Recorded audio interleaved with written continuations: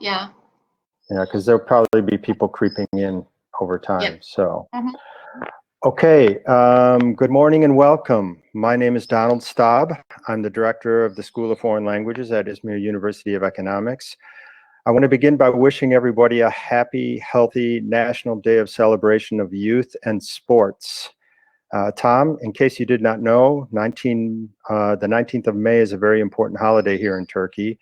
Not only because it pays tribute to the country's youth, but it reminds us of the values that Ataturk held while shaping this country. And that's pretty important stuff, particularly in this Izmir region. Under ordinary circumstances, we would not be here today, but and if you have children, you would probably be at their school right now participating in a ceremony. You wouldn't be in your bedroom or your kitchen or wherever you may be. However, I can't think of a better alternative to what we're doing here today.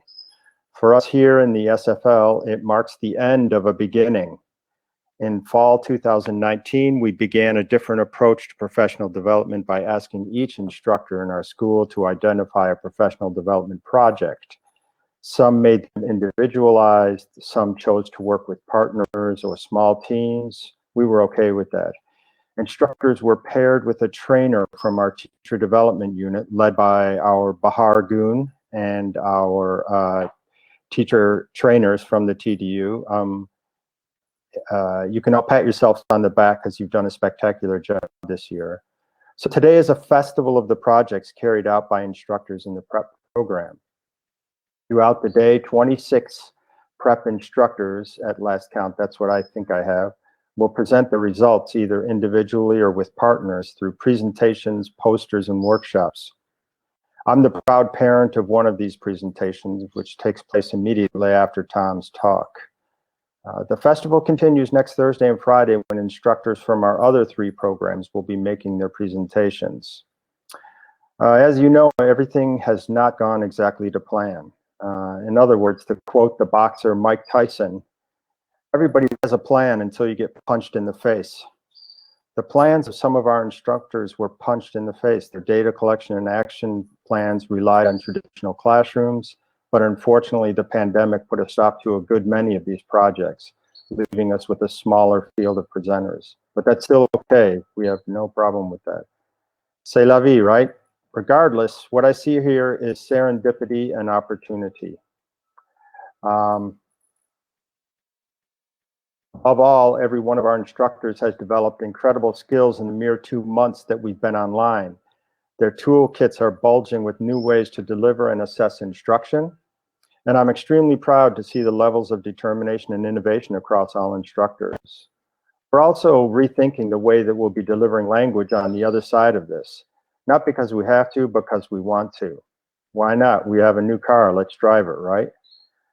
Another positive outcome has been the way that we have redefined communication. It is now virtually 24/7. The lines between working and non-working hours haven't been blurred, they've been erased. 3 months ago, no sane person would have called a meeting on a Sunday afternoon. Now it's, send me a link, I'll be there. Finally, and here's my segue to Thom's talk, I believe this will dramatically reshape academic meetings. Why should I stress out about this expense and hassle of traveling to a conference when I only need to click on a link to see the 1 or 2 sessions that I really want to see? I don't know if our friends at Macmillan Education are excited about this, but I'm sure that they're already ahead of it. But look, we have Thom Kiddle with us here today, and he doesn't even need to leave the comfort of his kitchen table or wherever he may be. I want to thank Macmillan Education and Erdem Hajafazloglu very much for making Thom's visit possible. However, before I turn it over to you, Thom, I want to take a few minutes to kind of go through to give you an overview of what we've been doing here for the last month or 2 months in regard to online education. So let me give you an overview of the SFL to begin with. We have 4 programs in the School of Foreign Languages, our PrEP program or our intensive English program. We have second foreign languages, Chinese, Japanese, French, German, Spanish, Russian, Italian. We have an undergraduate program, which also is often referred to as an EAP. And then we have an associate's program for our vocational school. All told, we have 137 instructors, 108 full-time, and 29 to maybe 50 part-timers, depending on what time of year we're talking about. We're running 323 sections currently, and as I mentioned before, our synchronous instruction is about at 98%. So it's we just have a couple of sections that are using some asynchronous instruction as well. Over time, since we started, we started asking our instructors how they feel about this online experience. The blue line that you see in front of you represents their pre-online experience in terms of their comfort levels for teaching online. And you can see that it wasn't very high. The last reading we took is the green line, and you can see that somewhere around 90% of our instructors put a 4 or 5 in terms of their comfort levels with being online. A lot of that is attributed to the work that ASIN has done in her Teaching and Learning Center and getting people acclimated to using Blackboard and to the online environment.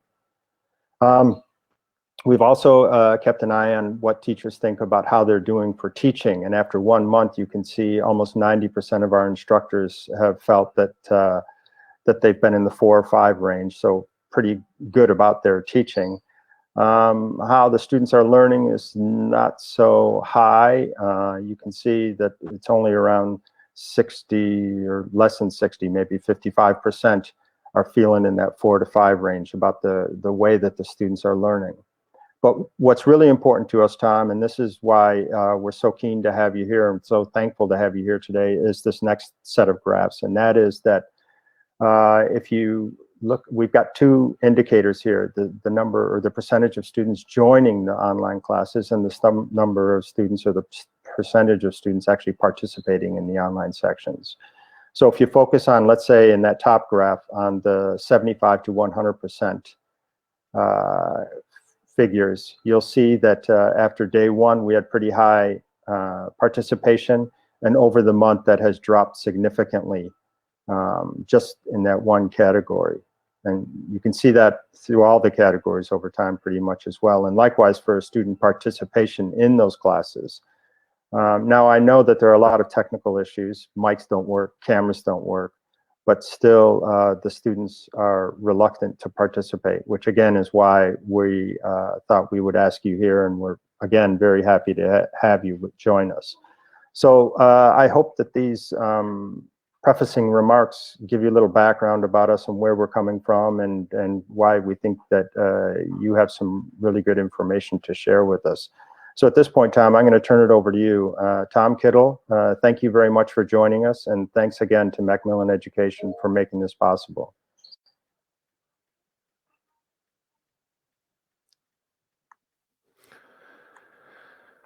Great. Thank you very much, Donald.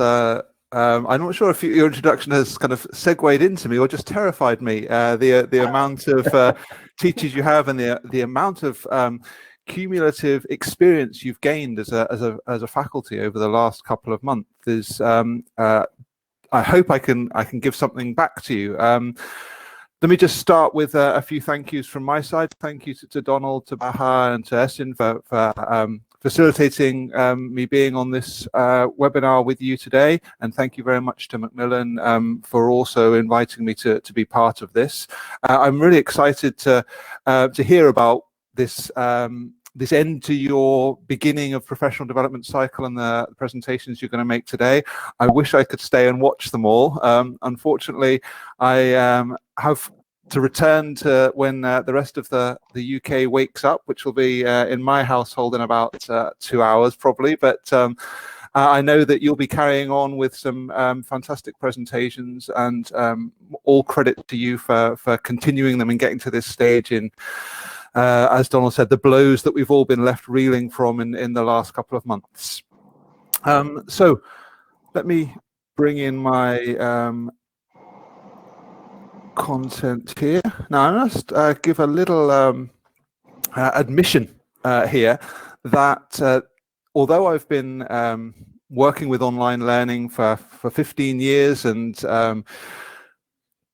I guess, teaching online, teaching synchronously online for about 7 years. This is the first time I've actually presented using Blackboard Connect. In the last 2 months alone, I've done webinars for Equals, for Macmillan, for English UK, for other universities, for other school chains, using Zoom, using Adobe Connect, using GoToMeeting, using Click Meeting, using Google Meet, using Microsoft Teams, but a proprietary licensed subscription based a platform like Blackboard is new to me. So I hope I managed to navigate through and the content I want to share with you and the ideas I want to share with you come across clearly.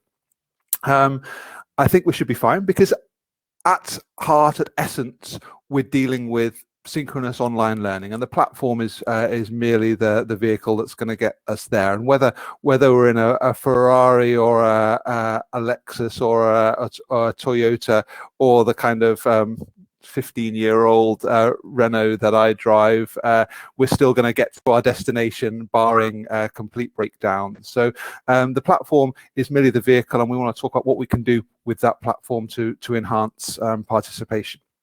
So I guess we need to think about what we're talking about when we talk about participation. And one thing to say is, look, thanks for coming along. You've already indicated your willingness to participate by being here. One of the biggest steps is getting people through the door, so to speak, and into the webinar space at the right time, with that information about what we will hope to be sharing and hope to be achieving, to get people sitting there watching and being part of this space is the first battle. So I've got you all in the room. I've got your participation in one sense just by being here. And that, of course, is not where it stops. That's where it starts. So what do we mean about participation when we get people into this live synchronous learning? Well, what kind of participation do you expect? You've come to this session, you've clicked from your computer, whether you're on a handheld device or whether you're on a laptop or whether you're on a desktop, you've entered into this space with me willingly, I think. Nobody's under duress, so you'll have to tell me about that off record if that's the case. But what do you expect to get out of this? You know, what kind of participation do you come into this? What's your expectations? What's your kind of baggage from other sessions that you've been in, other webinars that you've been in, whether those are ones you are leading or whether those are ones you are attending? Do you expect your participation to be active, in sense of you'll be doing things here, you'll be interacting with me, with the other participants through the tools that are available to us in this platform? Do you expect that your participation will be cognitive? So maybe you won't necessarily be interacting all the time with your own device and with the content, but you'll be thinking about it and you'll be given tasks to do. So you'll be asked to engage with it cognitively. You'll be asked to make decisions, to take actions mentally as we work through. Do you expect that there'll be some vicarious participation in there? So not necessarily just listening to me, but listening with interest and watching with interest what your peers who are also attending the webinar are doing and saying and thinking through the content of this session. So will there be vicarious watching other people like you participating in the session?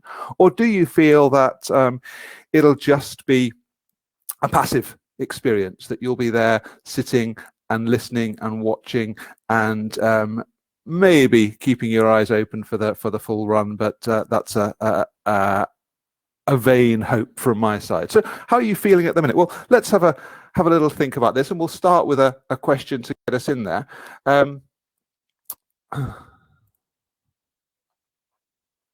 So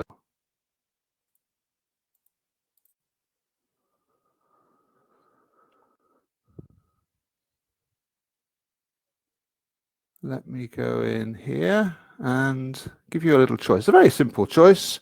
I'm just going to paste something for you here.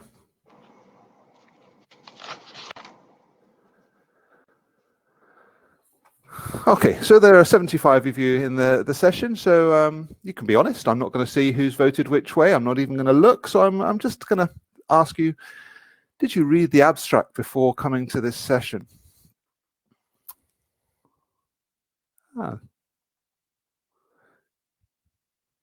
Okay, I love the way the no responses tick down and we start to see the picture emerging.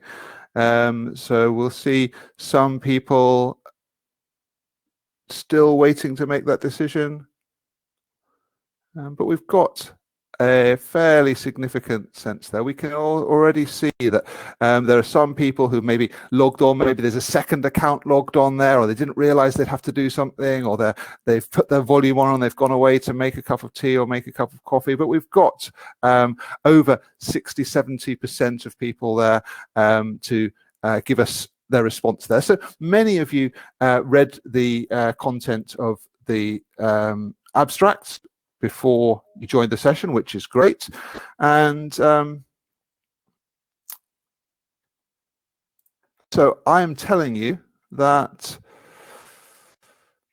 I'm going to try, I'm going to try to give you these 3 opportunities to be active in the session, that you're going to try, or I'm going to try to give you the opportunity to have active participation in the session, to have cognitive participation in the session, and to have vicarious participation in the session as well. So that's a lot of weight of expectation on you. I'm not coming in with light expectations. I'm coming in with quite serious expectations. I'm not setting an expectation that you're going to have passive participation in this session. I'm setting an expectation that those 3 other levels of being vicariously participatory in terms of watching and listening and caring about what others do, in terms of cognitive participation, about thinking about the task, the challenges, the questions, the decisions, and in terms of your own active participation with some of the content, with some of the tools that are there, will all be expectations raised of you in this session. So you've got a chat box down there, and in the chat box there's the opportunity to share with an emoji. Now, how does that make you feel? If I'm telling you that my expectations that I'm setting for you within this session are an opportunity for it to be vicarious, cognitive, and active participation rather than just passive participation, how does that make you feel? Can you choose an emoji to summarize how that makes you feel in terms of what the expectations are? We can see some people have voiced their feelings with their feet and left the session. But for the others of you, can you select an emoji that makes you feel about coming into a session, having read the abstract, and then being told that you need to respond with some kind of feeling to this? Listen, do we normally have emojis optioned for participants in large groups? Yes, we do, in the chat box. Friends, can you please? They're saying that the chat is disabled. Can we re-enable the chat? Actually, it's enabled at the moment. I'm just checking again. Okay. I think that's maybe why people are lowering or raising their hands. Yeah, thank you. Thank you. Anita sent me a message saying that the chat is disabled. Yeah, they can now. Okay, give it another go, guys. Can we see anything in there? There we go. There we go. Okay. Here they all come through. Okay. Okay, so I'm getting this sense of how people feel about this. There's a little bit of fear, there's a little bit of laughter, there's a bit of love for this idea. There's people who are demonstrating their willingness. There's a unicorn, like, you must be kidding. Are you really going to expect us to participate vicariously, cognitively, and actively in this? Is this a distant dream? But we're getting this sense of, okay, how do you feel about these expectations that I'm setting for you at the beginning?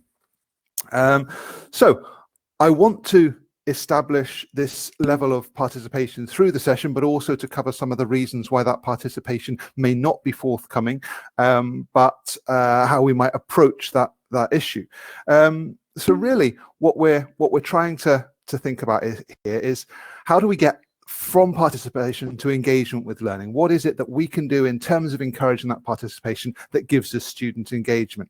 Now, I was toying with the idea of embedding a video or sharing my screen with a video, or taking you off to watch a short video. This is a 1-minute clip, and I'm going to ask you to watch it after the class, after the session, if you have time. I'm not going to get you to take it away there, but it's a classic short scene from a 1980s film called Ferris Bueller's Day Off. And if you have seen that film, I'm sure you'll remember this scene, because it's kind of the moment that all teachers fear when they become a teacher. It's this teacher standing up, desperately hoping for participation from his class, desperately hoping for engagement. His monotone voice and his style of delivery and his thinking of what a participatory lesson looks like is far from the reality. And actually, his students in the classroom look a little bit like this. So here are some screenshots from the people who are on the receiving end of this class. And this is kind of the opposite. It's sometimes very hard to see engagement, but it's very clear in our face-to-face sessions to see a lack of engagement, to see the glazed eyes passing over in our face-to-face settings when we've lost that feeling of students going with us, of being with us, of answering this question, are you with me, with a resounding no. And I think this really strikes fear into us even more so in the online space, because our feeling is that we're going to be that teacher with students not even cognitively or vicariously participating, let alone actively participation. But is this really any different? Let's have a look. I mean, for you, have you never felt this in the face-to-face classroom when you've been standing in front of students? Have you never felt frustration or exasperation or despair sometimes at the lack of participation when you're teaching face-to-face, when you can't seem to get people to go with you, to go with the flow, to do an activity, to engage with something you've set up, to follow your task instructions, or to give you an answer in the classroom? I mean, this is something that is part of teaching, and we develop through our teaching career and through our professional development and through learning from others and through peer observation and through good trainer training and good mentors. We develop skills and techniques which allow us to overcome this frustration, exasperation and despair when it arises. Sorry, I told everybody to raise their hands there because I wanted to see a different form of interaction, raising hands as well as using emojis there. So that's my fault. But we need to think, okay, what are those skills that we bring, or we can bring across, that we've learnt from our face-to-face teaching, that we can bring across into the online space? So when we're teaching live and synchronously, we know that potential frustration, exasperation, despair will be there, but how can we use those skills we've developed to overcome that, and our techniques for getting people engaged and participatory in a face-to-face session, how can we bring those over into the online space? So those are the things that I really want to address, but I want to address one big thing first. This is in extremis. We're all teaching online out of a global situation that has been thrust upon us, and it's been thrust upon us. We're all in this together in a global situation. This is not the result of a planned move into online delivery that has the normal stages in development and the normal stages in teacher training that we would hope, if we'd done this by choice, or done this over time. So we need to manage our own expectations, and we need to manage our expectations of our students as well. And we know that involves managing our own inner feelings about this, and some of your slides have talked about that and your growing sense of comfort in that, which is fantastic. But it also means managing your students' individual expectations and knowing that students' individuality will come across like this. And you may find that students fall into some broadly different categories. I mean, maybe you could use the chat box for me and just name these 5 animals that you see on the screen here. What animals, what name would you give to these 5 animals? Let's see if we can get some accurate naming of these animals here.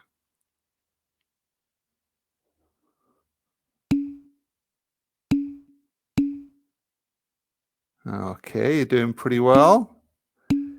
Keep going. Lovely, lovely. Thank you. Let's see some others there.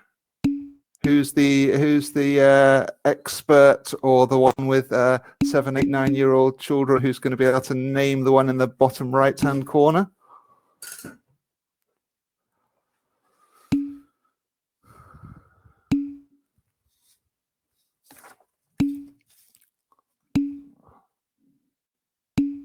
Okay, brilliant, spiky dinosaur. Yes, like that one. Thank you. Okay, so look, the top left, keep them coming. I like to see them keep coming in the chat box. It doesn't matter if those ideas come in. The top left there, as you've correctly noted, is a hedgehog. Now, when a hedgehog's faced with change, what does the hedgehog do? Well, the hedgehog rolls up into a ball and puts his spikes out. So any change is going to be greeted with kind of fear and this instinctive response, which is to put the spikes out. Don't come near me with your online learning. Don't come near me with this change I wasn't expecting in my learning attitude. I'm going to respond to that spikily and defensively. We know that there are students who will fall into that category. And we have to be realistic about that, and softly trying to reduce the fear and set the expectations and manage the expectations of what the online learning experience will be like. We'll have people like the second one in the middle there, which is, look, could be a dragonfly, but actually some people have correctly spotted it as a mayfly. Now, the thing about a mayfly is incredibly short lifespan. They only live for kind of a maximum of 2 days. So that's the student who goes in with bursts of enthusiasm and it dries up very, very quickly, and it's gone, and we've lost them, and their burst of enthusiasm could only be held for the very shortest time. That's the student who comes in, has a negative experience in the first or second session and thinks, well, this isn't for me. How do we win them back? How do we make them feel that it's worth giving it another go, that they'll be getting learning out of this, and it's an equivalent approach to the learning outcomes, even if it's not anywhere near the same as the face-to-face learning experience. And then we get on the student who's like the character, the animal on the top right. This is the chameleon who seems outwardly to be changing and to be engaging, and the external adaptation seems to be very fluent and coming into this session with positivity, but actually inside not really adapting at all, not really feeling that this is a place they feel comfortable in, not really feeling that it has any value for themselves, not really changing their approach to learning. So maybe just a token showing up, but not really the engagement in the sessions we want. Down in the bottom left, we have the eagle. Now, the eagle's the kind of student who thinks, well, I don't know, I'll fly up to 10,000 feet and observe how other people do it. I'm going to be what's sometimes negatively called a lurker in sessions, or more positively, a legitimate peripheral participant, someone seeing how other people get on with this online learning first before diving in and being engaged themselves and participating themselves. And then we have our Ankylosaurus or Stegosaurus, I'm not quite sure which, in the bottom right hand corner. Sorry to be negative, but this is the dinosaur who would rather die out than engage at all. And we have to acknowledge that there will be some like that we're never going to get onto the online learning space that as we would like to, we would hope to. But we have to acknowledge that those people are out there who we will never change their minds or their attitudes, no matter how hard we try. And students, in a negative sense, may fit into one of these categories. We need to be aware of that, because there are ways in which we can bring them in and show them that this experience of being online with us is something valuable, to be valued, and most importantly, the more you put in, the more you get out, certainly in terms of that vicarious, cognitive and active side of the participation in the sessions. So let's set our own expectations. Let's acknowledge and manage our students' expectations. Let's be aware of some of those feelings within students that might have an effective filter raised between them and the online learning experience. But let's also drill down into some of the reasons that online learning may be less participatory from the outset, and ways we can approach that. And some of those immediate problems that we can face when we're delivering learning, or we're trying to engage students in learning in this space, are the ones I've listed on the screen. Now, I could have brainstormed them with you. I could have brought in a whiteboard for you to bring your ideas together, but this is in essence, this is a presentation rather than an interactive session. I don't have the luxury of seeing your faces on video or hearing your own input on audio, or really engaging with you as you have when you have a smaller group and you set up Blackboard for the small group interaction. I'm presenting to you in the large group function. So to save us time and to acknowledge the number of people in the room, I've set down what I think some of the immediate problems are that we face in terms of getting that feeling of participatory, engaged learning in online synchronous learning. And the first one there, this idea that when we're in the classroom, we can see the whites of student eyes. We get that audible back channeling response. We get those ahas, we get those yeses, we can see those nods, we can be very clear of body language, we can get that auditory response that we need as part of human to human communication very often.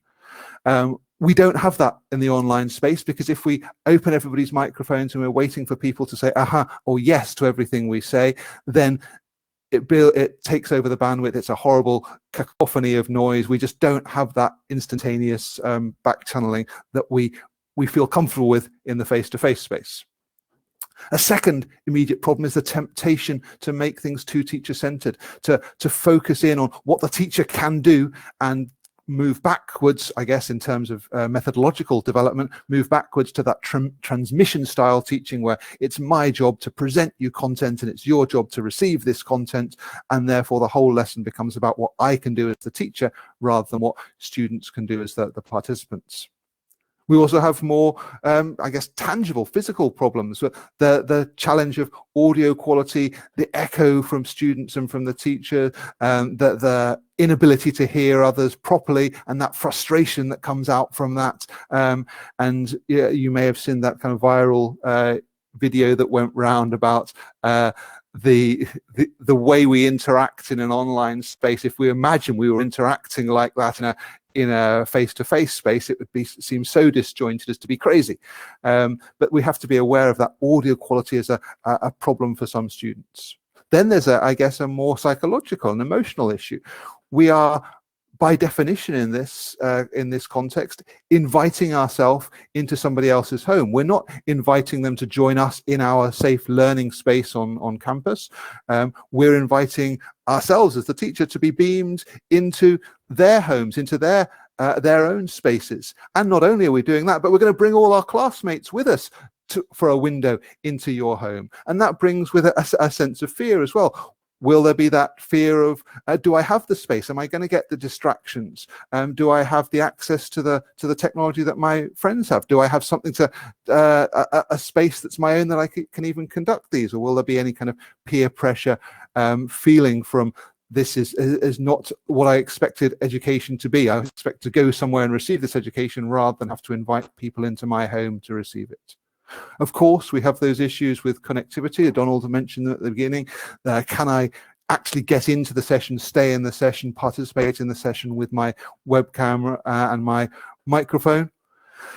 And we have what's been termed recently, this new phrase that's been coined of Zoom fatigue. Just actually being online, being in the live sessions is really tiring. And it's tiring on the short-term level. Being in a session is more tiring than attending one face-to-face, but it's also tiring in the longer term level of this. How long is this going to last? Is this the new normal, or is this something that I'm doing temporarily? And how do we overcome that Zoom fatigue in the immediate sense and also in the long-term sense, and turn this into something which is a golden opportunity to exploit the wealth of resources on the internet and the immediacy of these platforms, rather than just it's a stopgap and I can't wait till it ends. So these, I think, are some of the immediate problems that are hindering participation and engagement. So it's my job to address these and suggest some possible approaches to them. So let's go one by one. Look, we've got no back channeling responses to feed off. What are we going to do about this? Well, we've got to take advantage of the affordances that the platform gives us. We've got to look at the other tools we have to measure this back channeling response. If you think back so far, just in this 20 minutes that I've been talking to you and asking for your interest and engagement and participation.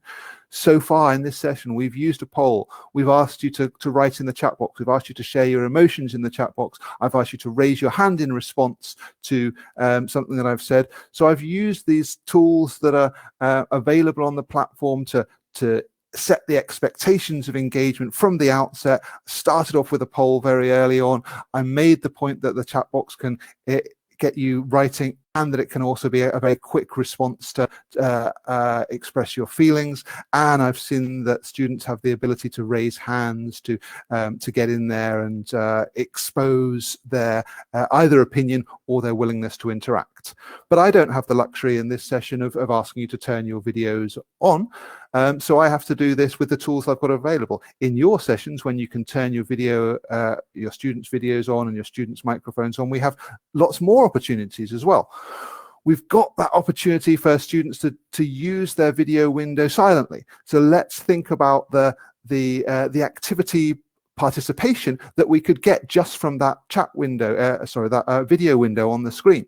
We've got the opportunity there to use. I'm going to end I'm going to stop sharing for a second just so you can see me in larger picture. I hope you can see my screen fully, or my video window there. But we've got this opportunity when we can see the videos of our students in there, to use those video windows with this very physical demonstration of yes, I get it, it's okay to move on, or some sort of self-assessment. I'm not very happy with this, or I'm in the middle, I'm not sure that I'm understanding that. And actually it's a very tangible experience for the teacher to see these windows full of people demonstrating their engagement in that very simple way.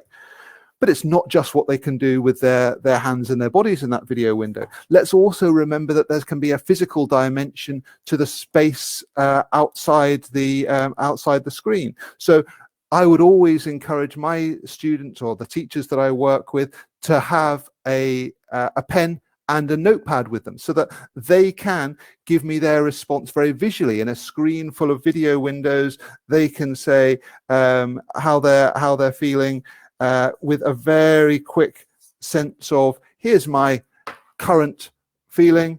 I hope you can see that. I can respond. And that, again, when you have a set of 20 or 30 of these in a big group, or even 5, 6, 7, 8 of these, where you're getting this visual sense of these pictures emerging on the screen, of writing physically, but sharing that through the online space, a nice way to bring that physical dimension into the digital dimension. We've also got ways we can encourage people to use their body to demonstrate their interaction. So a very simple activity, instead of just getting them to do yes or no in the chat box or starting a poll, is just to say, okay, I'm going to ask you a question. If you think the answer is yes, or if you think the answer is true, then I want you to stand up in your windows. If you think the answer is false, then I want you to remain seated.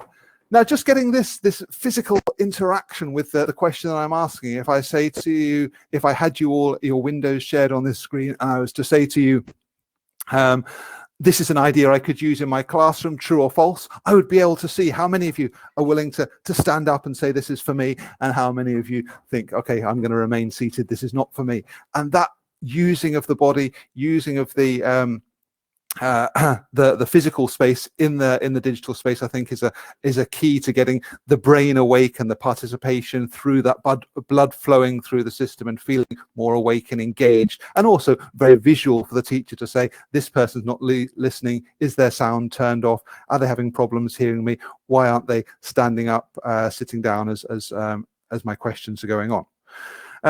Also, I think bringing that physical sense of interaction into the space we can do visually. If we just say, okay, I want you to bring some objects from around you to be your symbols for saying yes or no. So I'm going to go for green. A green object means you agree with me, or you think the statement is true, or you're saying yes.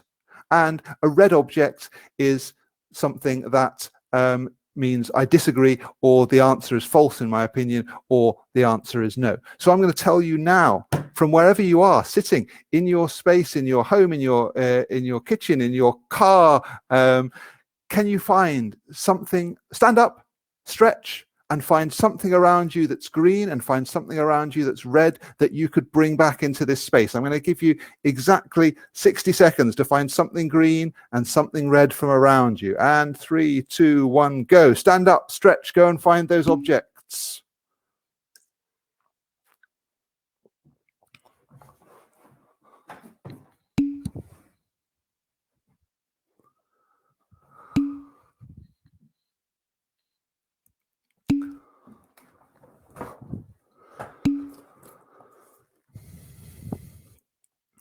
Okay, brilliant. And those of you, some of you are already saying, participating through the chat box to say you've got them. Now, of course, if I had your videos arranged on my screen, I wouldn't need to ask you to choose the chat box. So I'd say, okay, everybody show me your green object. This is what you're going to show me physically when I ask a question. And I want you to say it's true, or you agree, or yes. And this is what you're going to show when you think it's false, or you disagree, or you think the answer is no. And just getting that physical participation through, you can see in my video window how I'm feeling. I as the teacher can get a real instantaneous sense of not only what you feel about the question or the content, but that I've got you participating, that I can see from my windows that it's not waiting for you to type where your hands are out of sight. It's not waiting for something to appear in the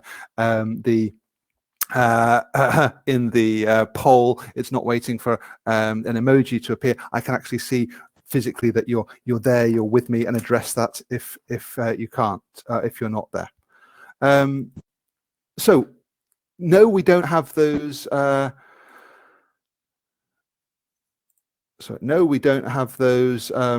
Back channel responses that we'd have in a face-to-face classroom, but yes, we do have them through this medium, and that's without video and with video. We've got these different opportunities to get that interaction, to get that feeling of we're all in the same space and you're going along with me. Okay, too teacher-centered. Well, yes, okay. By nature, this tends to feel like, okay, it's a presentation space and I'm talking to you and you're listening to me. But we've got to set expectations at the start of what I expect from you. I expect that you will be participating cognitively, actively, and vicariously. That's one of the things I set expectations of at the start of my session. So when reading the abstract, you may not have thought that. By the time you entered the first 5 minutes, you felt that this is something that's going to be expected of you. And that means we're already shifting that power dynamic from teacher to learner. We've got to think about the same principles that we would use in our face-to-face classroom. A way away from the teacher-centeredness is for us to be thinking about variety. Variety is the spice of life. Variety is the spice of a lesson. So variety in terms of interaction patterns. Now, I don't have the luxury of breakout rooms because we're in the large format, so the large meeting format here, but variety in terms of whether you're interacting individually with the teacher, waiting for responses, giving them the microphone control, whether that's in breakout rooms, whether that's listening to you, whether that's people feeding back from breakout rooms. So varieties of interaction, varieties of participation. We've already talked about using those different means, whether that's a physical participation, whether that's a virtual participation through a poll, whether that's the chat box for digital typing, giving that variety throughout the lesson, and variety of tasks. We've got to have variety in the tasks. Now, there's an enormous amount of potential tasks we could cover, and I'm sure there'll be some of this in your thinking and your sharing today and through your own learning. But there's a fantastic site here which just gives a whole load of activities, many of which are asynchronous, many of which are synchronous. Many of the asynchronous ones could easily be transferred into a synchronous space, into the live space. It just takes a little bit of thought, but someone who's set down all of these activities for online learning, really worth having a look through and experimenting with a few of them. If you do decide to use breakout rooms, and I would strongly encourage it, I think it's one of the key ways to reinforce the importance of that learner-centered action in the classroom. Make sure that you set those 3 things. Make sure there's a clear task. Spend the amount of time that you need to set up the task instructions before you put them out there.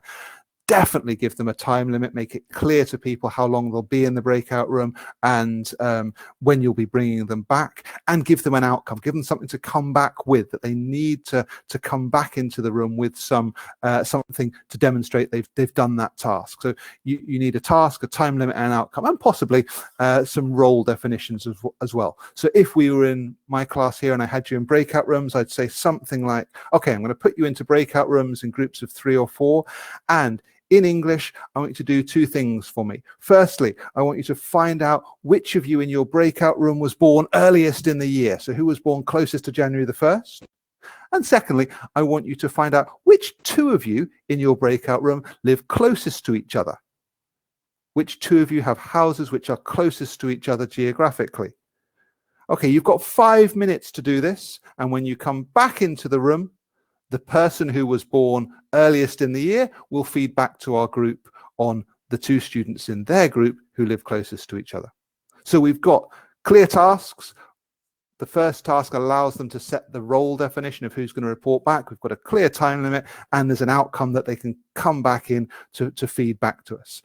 I think little and often with small bite-sized tasks are more effective than putting people into breakout rooms for extended periods.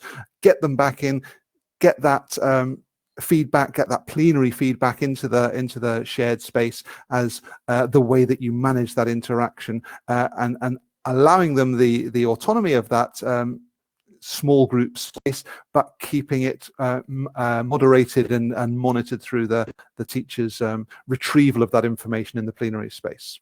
Another way we can do that, get the students' faces on the screen, use random nominations. So we say, okay, I'm going to choose the person who is in the top left corner to answer this question, or I'm going to choose the person who is whose first name begins with the last letter of the lowest letter in the alphabet. Make sure that they realize that nomination is not being picked on. It's a random sample of them, and so they all have to be on their toes. They all have to be ready for that potential participation.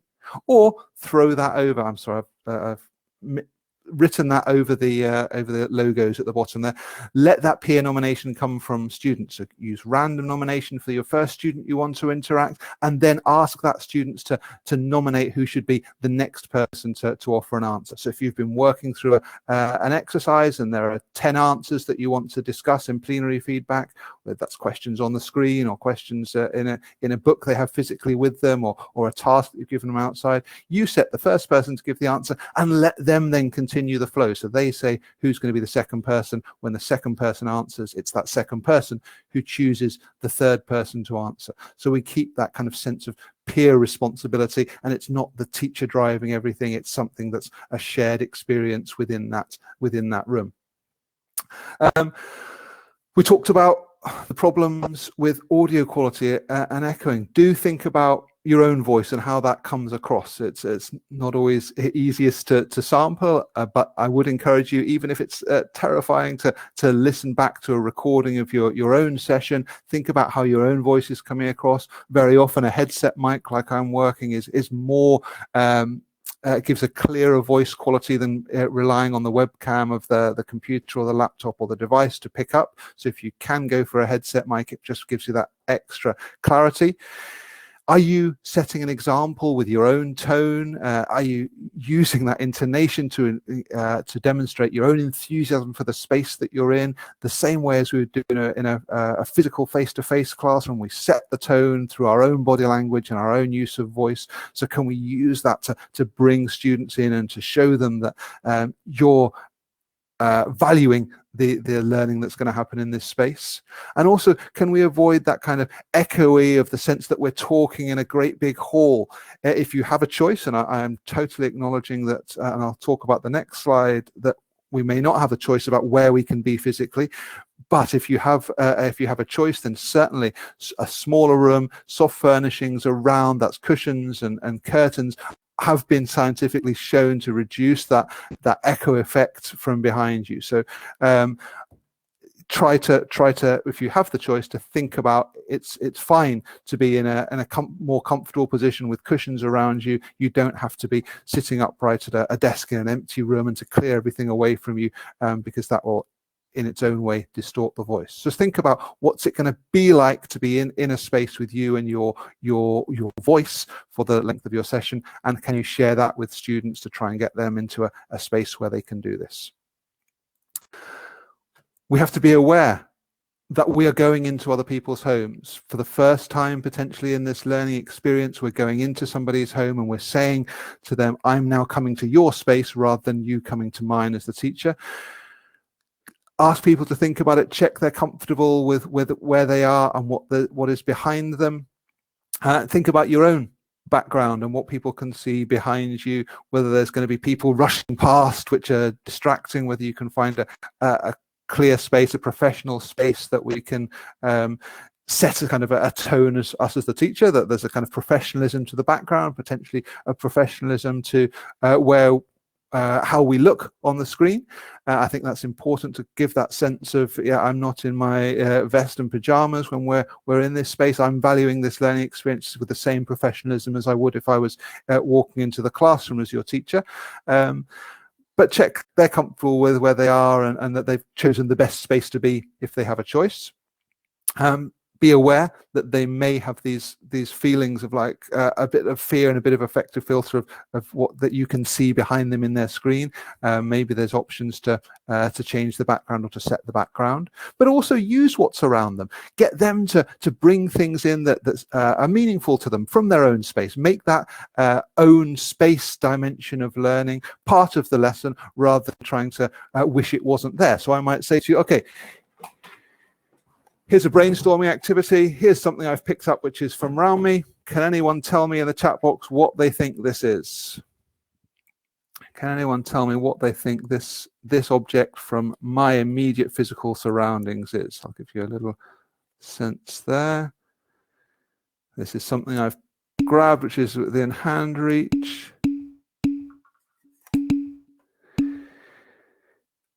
Yeah, this... Very good. Pump and a coffee cup. Actually, I didn't tell you this. I've actually, because of the importance of this session and because I'm doing a webinar for Macmillan and for you, I've actually come into an empty office in our Nile teaching buildings because of the children in my own house. So I've given myself that professional space because of the importance of this. Obviously, I'm not saying that I would do this for every lesson I was teaching, but because this is an important webinar, I've done that. So this is actually something that I bought to try to see if I could do remote videoing of teaching. So this is a camera that you can put on the teacher's desk, and actually the observer can control it with their mobile phone from outside the room. So I can move this around so I could see what my teachers were doing. And obviously Nile's a teacher training institute, and so we were doing this as an experiment for remote observation of assessed lessons. It was a total disaster because it kept falling off. I think that's the quality of the camera I bought rather than anything about the pedagogical principle. But yes, Heather, exactly. It's that kind of remote monitoring of your cats or something. But I'm not saying I'm giving up, but that's something I've brought my own physical space into here to explore and exploit what's around me. And also we can do some fun things with that. I mean, you've been looking at me in the video window for a while. You've been seeing what me talk, you've been seeing my appearance. How much have you actually taken in? I mean, I'm going to just disappear off the screen for a moment. Now, I hope you can still hear me, but you certainly can't see me. So when I return to the screen, I want you to tell me what's different about me from when you last saw me on the screen. Can anyone tell me? in the chat box, what's changed since you last saw me on screen? Yeah, there's some sharp ones in there who've picked up on that, so I can see. Okay, all those things are coming in quickly. Yeah, that would be impressive, wouldn't it? If I'd come back clean shaven, had a false beard on just to demonstrate the activity. But yes, absolutely. I've taken off my tie. I'm now close enough to the end of this presentation, and I feel I can relax a little bit. So the tie's gone. But you imagine doing that with 20 students, and so they have to really keep a focus before you leave the screen, having a look and see if you can remember things about people, and people coming back in with a slight change, a pair of glasses put on or a pair of glasses removed, or the hair parted on a different side. Really participatory through using our physical space in the session, as well as our our prepared content. Let me just bring my prepared content back up to underline that. So we've talked about the fact we're going into somebody else's home, what we need to acknowledge, but also how we can exploit that. And I want to talk about, what can we do as those plan Bs? Okay, yes, we know there are going to be connectivity issues. There's not an awful lot that we can do to change the world, or to change our students' internet connection. But what can we do as plan B? Well, I would really recommend that you have a couple, and this is not for each lesson, this is a couple of activities up your sleeve. Do you have a couple of things that the students could actually do with their phones outside their computer-based space? Maybe they're interacting on their phones anyway, and that's fine. But if they're, as you probably are, interacting through a laptop or a desktop computer, is there a phone-based activity which may have a 4G or 3G connectivity through their network, rather than the broadband through their house, or the internet connectivity through their house? Is there something you can get them to do as a backup? So you may know about Socrative, which is kind of a free quizzing app. You can give them a code number, give them the Socrative web link, and they can go off and do that quiz to cover the fact that connectivity is broken down. Do you have a Padlet space where you can give them a Padlet link, and you can ask them to share ideas, to gather pictures from around their house, to do a vocabulary brainstorm, make some lexical sets, just things that they can do on a Padlet, which they can do with their phone, rather than it all being through the screen. You may know Mentimeter, another free site where you can get them to answer questions, or to build up word clouds. Again, great for developing lexical sets. All you need to do is select word cloud and ask them to put in words within a particular lexical set, and you can get this lovely word cloud as the result, based around different topic areas. Things you can do that they can use through their phone if they don't have, if the connectivity breaks through the main computer connection. A downloadable Word document, something that you can send to them via email. If the platform stops working, what can you have as that plan B? Can you give them the equivalent of the traditional handout? Is there something that they can be sent to carry on with, so they don't feel the learning has been lost? And also, I'd imagine that in your context, many students still have a physical book that they were using when we were in face-to-face teaching. Are we ready? Can we have this there as our plan B, that say, okay, if things break down, there's connectivity problems today, there's a internet disrupted service today, if we lose you, we're really looking at the content of Unit 2 and activities 3 and 4. So if you lose me, then I'd like you to look at those activities, and we'll use them as part of the start when we next come back and meet. So just having those things that the plan Bs we'd have in our face-to-face classroom, can we have them there in terms of making sure that this learning time is still valued, even if the connectivity issues aren't there. And the final challenge we had was this Zoom fatigue. In the short term, you just have to think about, what is it about sitting in front of a screen which is so tiring? You need to get students to stretch every 20 minutes. You may remember that 20 minutes ago, I asked you to stand up and find some objects from your house. I said, get up, get away from your seat, go and find a green object and a red object. My ulterior motive there was to get you physically out of your chair and get you stretching and getting you moving. It's important to focus your eyes away from the screen pretty much every 20 minutes, looking for something else, looking at something else, looking away from that square eyes of the screen. And don't forget that in all learning, whether that's face-to-face or whether that's online, light, whether that's natural light or well-lit space, hydration, having a drink of water, and opening the windows, getting some fresh air are crucial for learning. There are some fascinating studies. If you want to go to learn more about these, I'm just putting this. If you Google Stephen Happel's website about Learnometer, you'll find out all these studies which show how our learning decreases in effectiveness with the more carbon dioxide we have versus oxygen. So get that window open. The more our learning decreases when the light quality is poor. So all of these things are really important for learning, just in the face-to-face space as in the online space. So what I'd like you to do before the next session is to make sure you take some fresh air and a drink of water and adjust your eyes to natural light and get that natural light in while you're stretching. It's really important. Okay, I'm going to finish in 1 minute, Sin. I just want to make the point that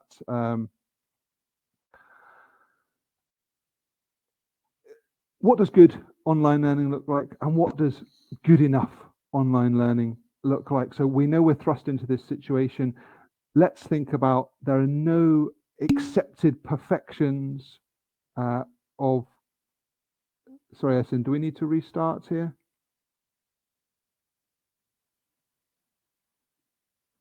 Do you want to just record and I'll just finish up the final few thoughts and then... We are already recording using another lecture capture software, but I've just started this session recording on Collaborate too, so we can continue now. Okay, great.